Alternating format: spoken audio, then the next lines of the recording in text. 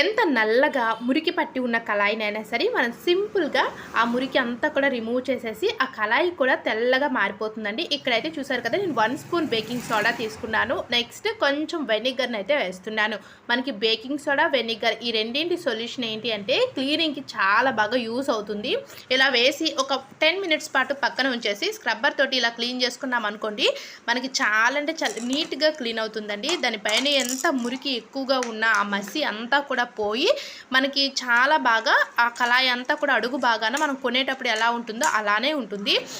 ఈ కళాయిలు మనం రెగ్యులర్గా వాడుతూ ఉంటాం కదండి, కర్రీస్కి కానీ ఫ్రైస్కి. సో ఇలాంటివి యూజ్ చేసేటప్పుడు ఏంటి అంటే మనము క్లీనింగ్ అయితే అంతగా చేయము, హడావిడిలో నార్మల్గా క్లీన్ చేసేస్తూ ఉంటాము లిక్విడ్తో కానీ సోప్తో కానీ. అలా క్లీన్ చేయకుండా మనం విడిచిపెట్టేస్తే చూసారు కదా, కొద్ది రోజులకి ఇలా నల్లగా మసి అంతా కూడా పేరుకుపోయి ఉంటుంది. సో ఈ విధంగా బేకింగ్ సోడా, వెనిగర్ సొల్యూషన్తో ఇలా సింపుల్గా క్లీన్ చేసుకోవచ్చు. మీరు ట్రై చేయండి.